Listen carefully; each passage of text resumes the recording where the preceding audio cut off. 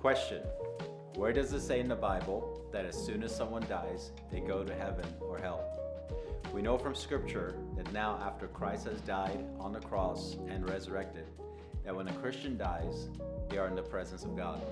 2 Corinthians chapter 4, verse 8 says this: "We are confident, yes, well pleased, rather to be absent from the body is to be present with the Lord." But we do know that prior to Jesus dying on the cross and rising again, that people would go to a holding place, the righteous to a place called Abraham's bosom, and the unrighteous to a place called Hades. In Scripture, it's called different things, but it's the same idea.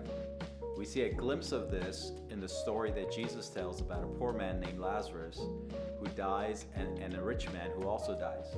Most scholars would agree that Jesus was not simply telling a parable, but rather was telling a true story, since it is the only place that he actually mentions the name of a person. So from what Jesus tells us, we know that there were two holding places, one for the righteous and one for the unrighteous. For the unrighteous, they were still suffering until the final judgment. I believe the Bible teaches that today as Christians, when we die, we will be in the presence of God.